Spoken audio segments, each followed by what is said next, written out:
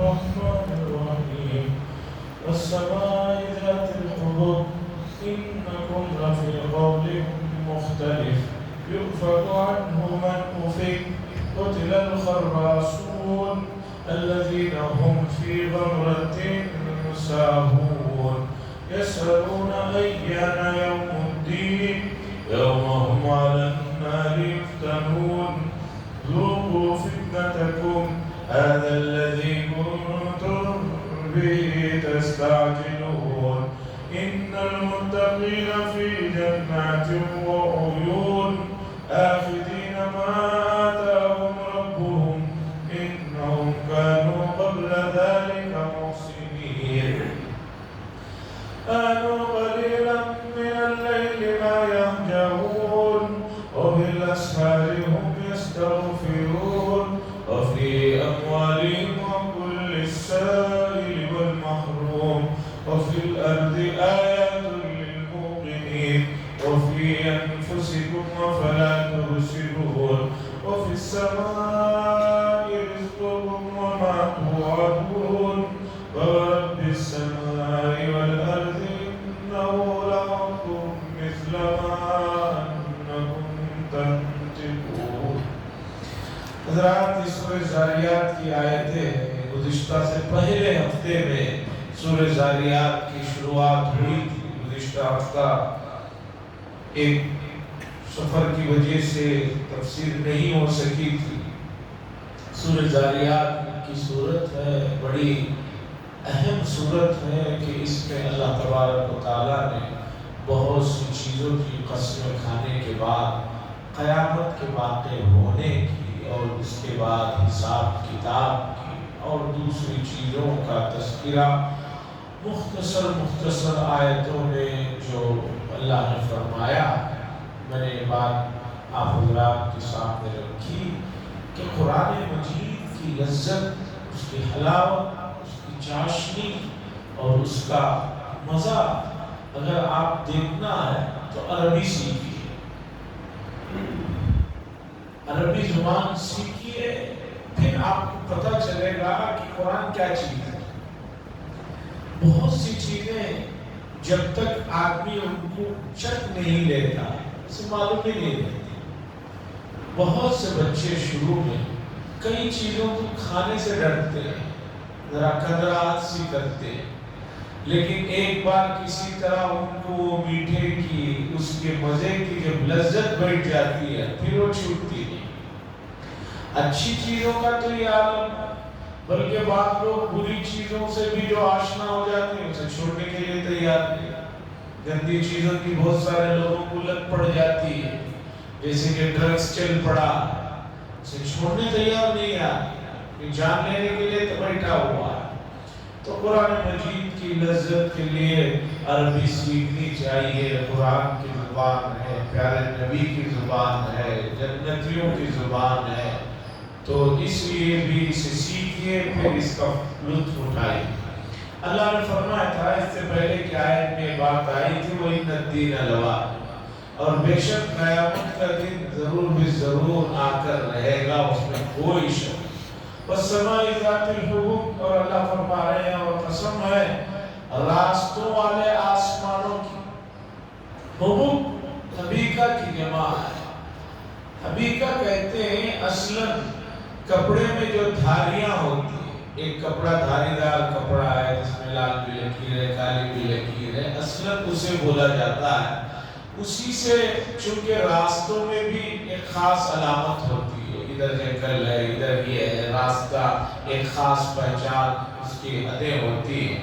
تو اللہ فرما رہے ہیں آسمان جو راستوں والا. راستوں سے کیا مراد؟ مفسرین نے دو باتیں. ایک بات تو یہ ہے کہ آسمان میں فرشتوں کے آنے جانے کے راستے بنے ہوئے ہیں، اگرچہ ہمیں نظر نہیں آتی. بہت سی چیزیں ہوتی ہیں ہماری نارمل آنکھوں سے وہ نظر نہیں آتی. دنیا میں بھی ہمیں بہت چیزیں دیکھنے کے لیے دوربین کا استعمال کرنا پڑتا ہے، پتہ چلتا ہے یہ چیز ہے. تو آسمان میں یعنی آسمان سے آنے جانے کے فرشتوں کے لیے راستے بنے ہیں. ایک تو یہ مراد ہو سکتا ہے. دوسرا مطلب یہ ہے عربی میں سماؤں کا لفظ اوپر کے لیے استعمال ہوتا ہے. اس زمین کے اوپر جو سیارے ہیں، زمین بھی ایک چھوٹا سا سیارہ ہے، ایک چھوٹا سا جو ہے گیلیکسیوں میں سے ایک چھوٹی سی گیلیکسی ہے، ورنہ بہت گیلیکسیز ہیں. تو اس کے اوپر گیلیکسیز ہیں، ان ستاروں کے بھی راستے. آپ کو معلوم ہونا چاہیے اس زمین پر جو اس وقت ہم بیٹھے ہوئے ہیں اور ہمیں لگ رہا ہے کہ بیٹھے ہوئے ہیں، اندازہ بھی نہیں کتنی تیزی کے ساتھ پورا ایک گولا گھوم رہا ہے. اور اسی طرح باقی سیارے بھی گھوم رہے ہیں. جو سائنس کے اسٹوڈنٹس ہیں ان کو معلوم ہے، اور بہت سے ہمارے بڑے شہروں میں جیسے دلی ہے، کلکتہ ہے، وہاں اس طرح کی چیزیں بنی ہوئی ہیں، آڈیٹوریم بنے ہوئے ہیں جہاں آپ جا کر بیٹھ کر دیکھیں گے تو پتا چلے گا یہ پوری زمین جس میں پوری دنیا ہے اتنی تیزی سے گھوم رہی ہے کہ کوئی حد و انتہا. اور صرف یہ نہیں گھوم رہے، یہ سورج بھی گھوم رہا ہے، چاند بھی گھوم رہے ہیں، اور گیلیکسیز بھی گھوم رہے ہیں. اور کمال یہ ہے کہ ہلکا سا بھی ٹکرا ہوا تو فنا ہو جائے گا. اللہ نے ایسا سسٹم بنایا ہوا ہے کہ گھوم رہے ہیں. تو اللہ کہہ رہے ہیں کہ بھئی اس سے مفسرین کہتے ہیں یہ بھی بڑا ہو سکتا ہے کہ آسمان میں ان سیاروں کے لیے راستے بنے. اللہ کہہ رہے ہیں انکم لفی قول مختلف، بے شک تم لوگ البتہ دو متضاد باتوں میں بٹے ہوئے ہو. کیا مطلب؟ مفسرین کہتے ہیں کہ مکے کے لوگ یہ بھی کہہ رہے ہیں کہ اللہ بڑے قدرت والے ہیں. جب اللہ بڑی قدرت والی ذات ہے تو تمہارے مرنے کے بعد دوبارہ اٹھانے میں کیا پریشانی؟ ایک تو یہ بھی کہہ رہے ہو کہ اللہ بڑی طاقت والے ہیں، قدرت والے ہیں، پھر یہ بھی کہہ رہے ہو کہ اللہ نہیں اٹھا سکتے، نہیں جلا سکتے. تو یہ دو مختلف باتیں ہیں. انکم لفی قول مختلف، بے شک تم لوگ جو ہے دو متضاد باتوں میں پڑے ہو. یؤفک عنہ من افک، اس آدمی کے لیے بہت زیادہ افسوس ہے، حسرت ہے جو اس طرح کی باتوں میں پڑا ہوا ہے، جو چیزوں میں لگا ہوا ہے. اللہ کہتے ہیں قتل الخراسون، ہلاکت ہو ان لوگوں کے لیے جو عقیدوں کی باتوں میں اٹکل پچو سے بات چیت کر رہے ہیں.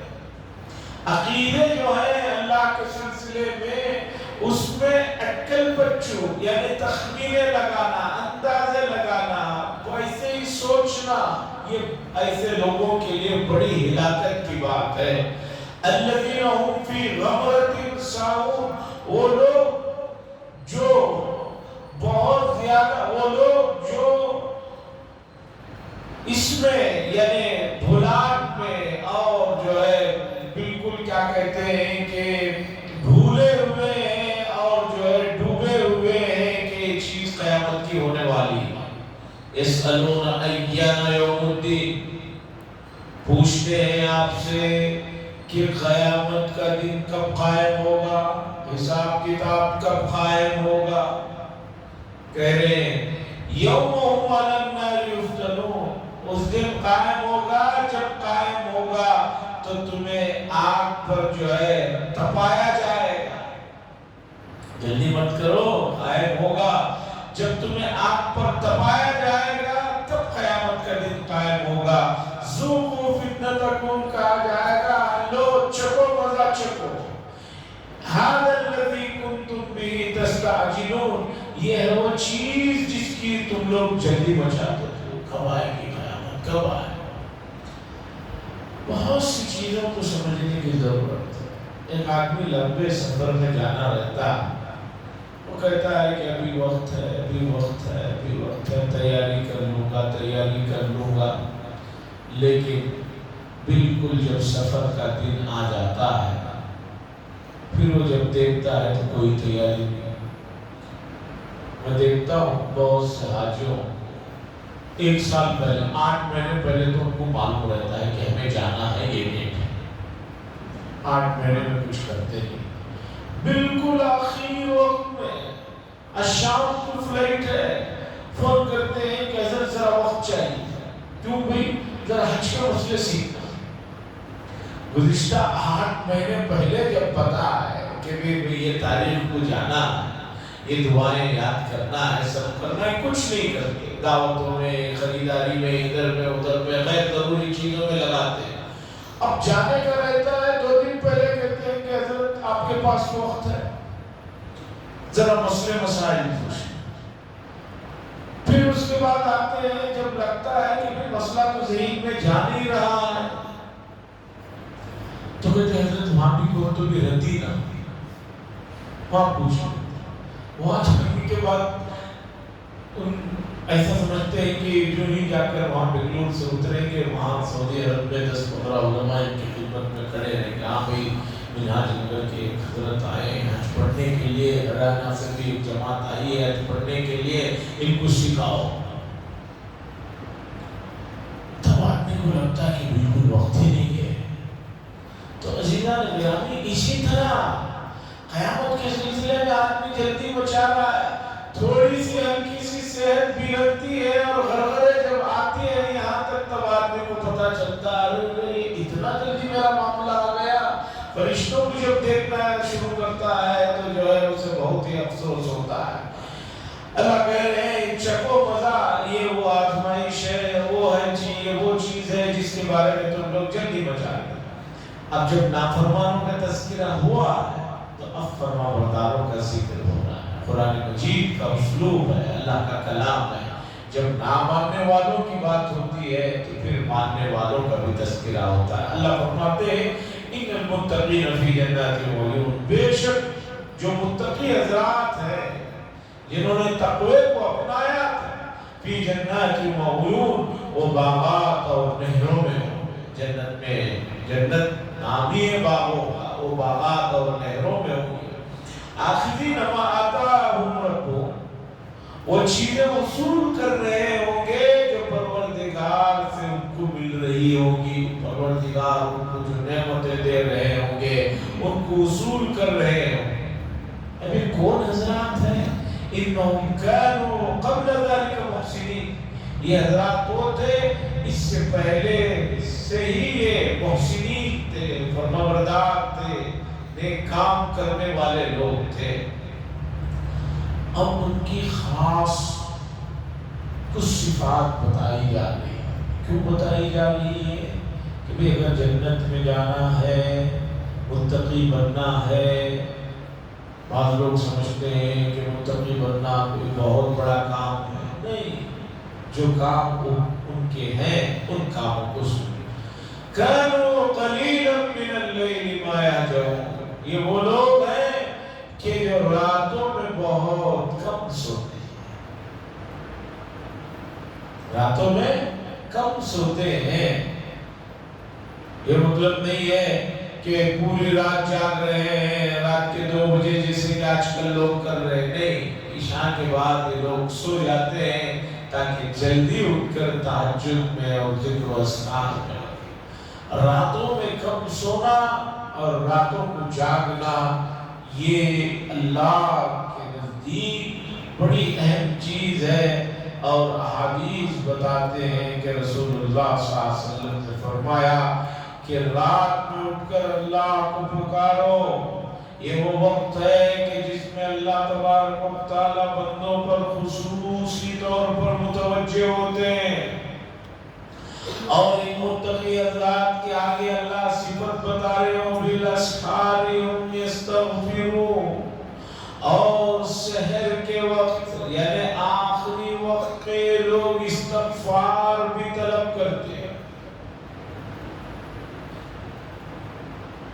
مفسرین نے بڑی پیاری چیز لکھی ہے سمجھنے کی، رات میں کم جاگ رہے ہیں، عبادت میں لگے ہوئے ہیں، پھر جو آخری وقت ہے تہجد کا، جو آخری وقت ہوتا ہے صبح صادق سے پہلے کا، اس وقت وہ استغفار کر رہے ہیں، مغفرت طلب کر رہے ہیں۔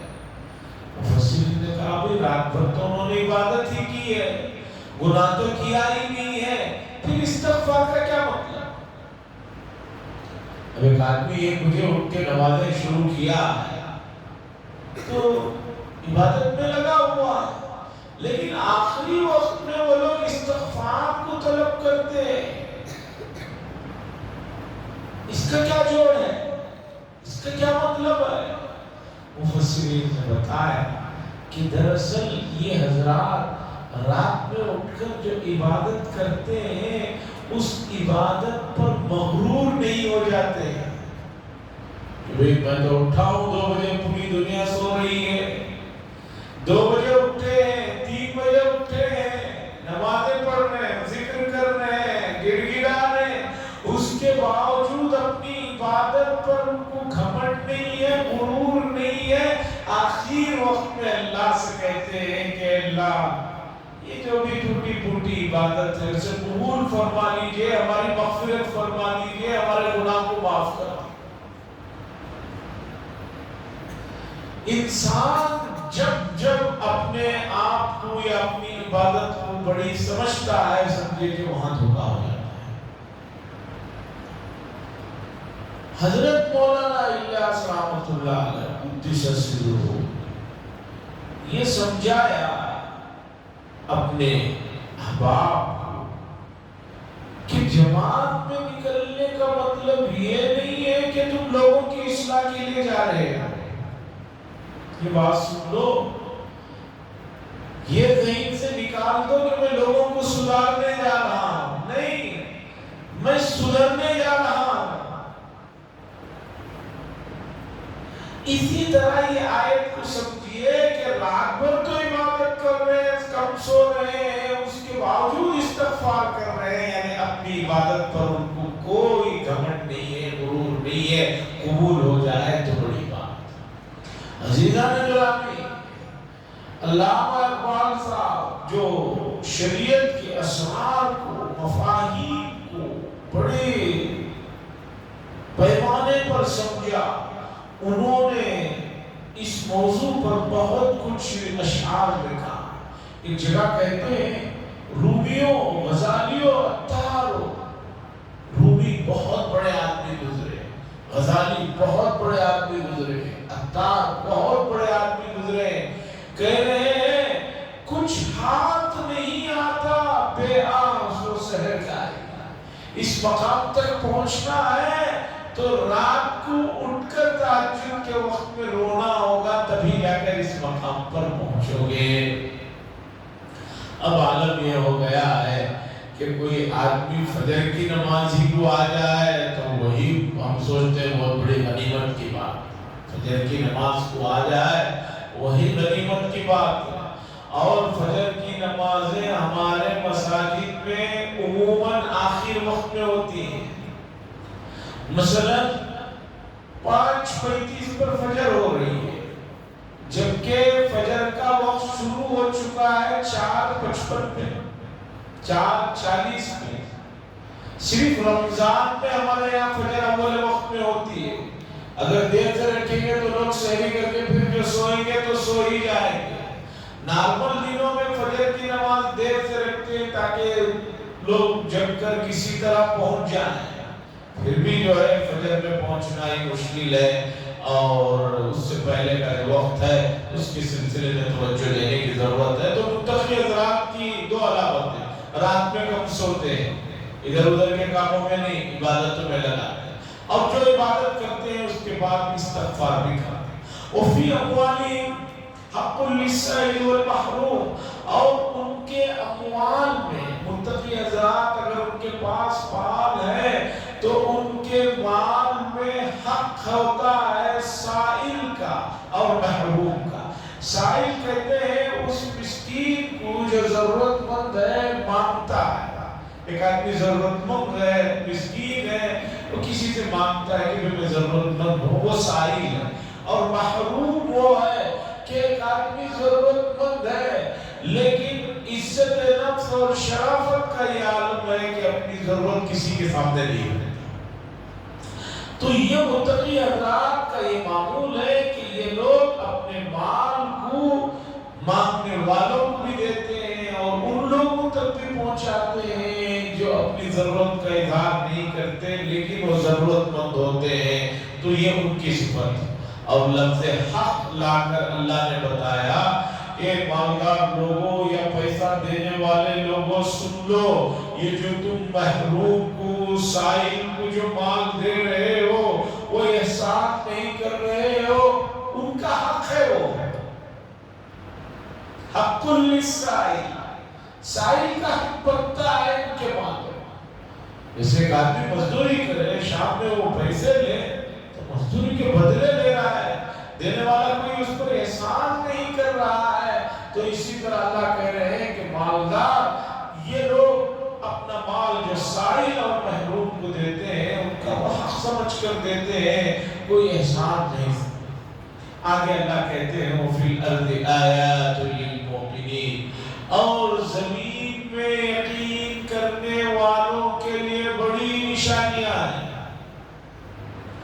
اللہ کی زمین میں یقین کرنے والوں کے لیے بڑی نشانیاں ہیں۔ وَفِي أَنفُسِكُمْ، اور تمہاری جانوں میں بھی بڑی نشانیاں ہیں۔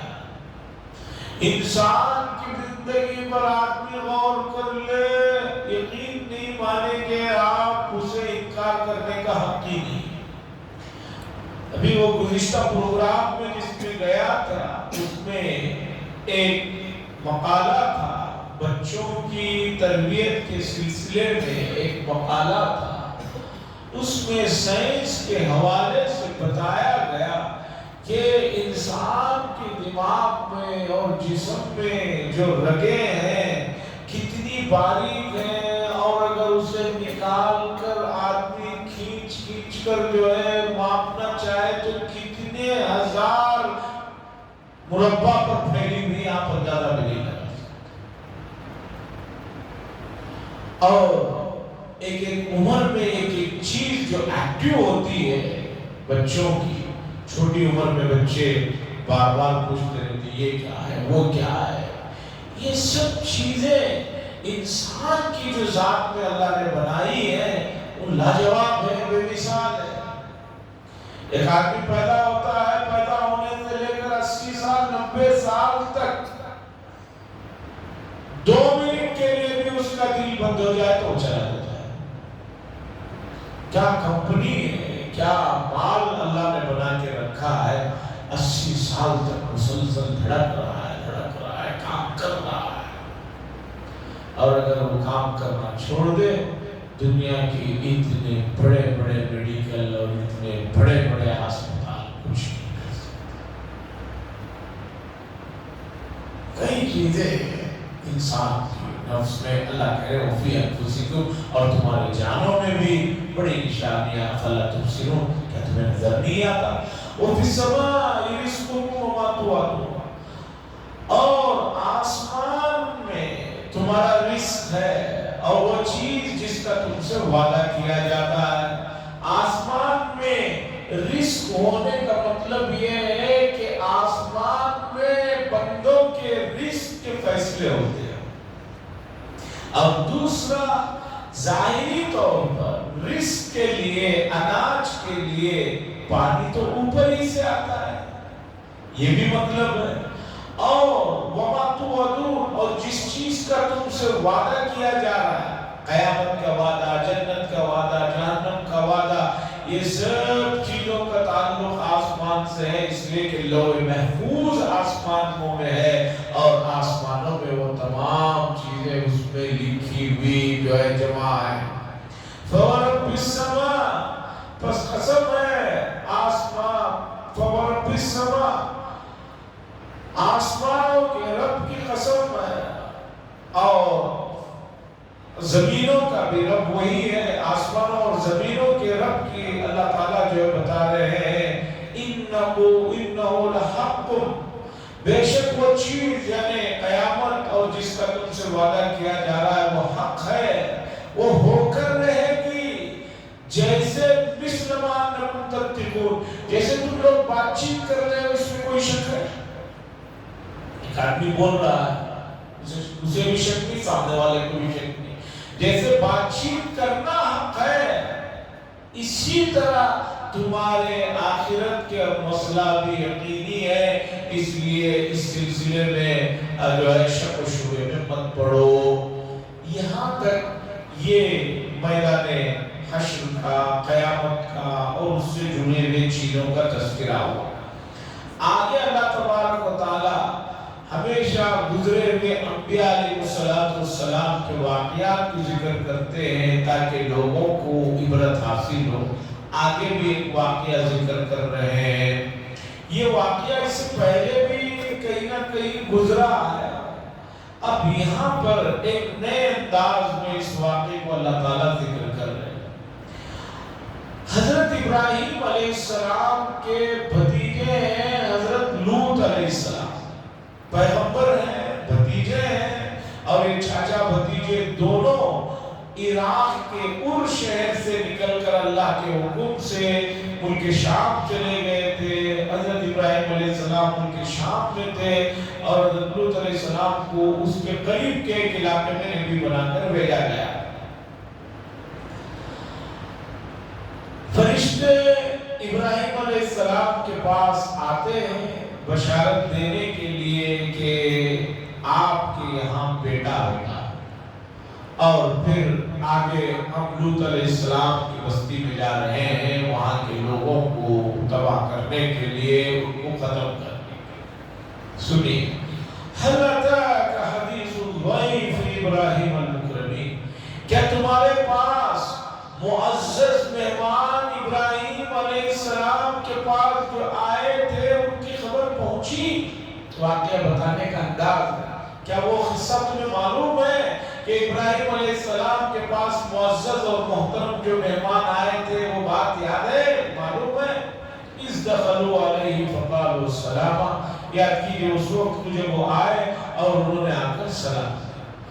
حضرات ملائکہ انبیاء کے پاس انسانی شکل میں آتے ہیں، اس لیے کہ فرشتے کی شکل میں بہت کم آنا ہوتا ہے، انسانی شکل ہی میں زیادہ آتا ہے، اس لیے کہ فرشتے کی شکل میں آئیں گے، آس پاس کے لوگوں نے دیکھ لیا، ان کے اوسان خطا ہو جائے، ان کے کپڑے خراب ہو جائے۔ فقالوا السلام، انسانی شکل میں آئے، آ کر انہوں نے سلام کیا۔ قال السلام، ابراہیم علیہ السلام نے وعلیکم السلام ورحمۃ اللہ وبرکاتہ کہا۔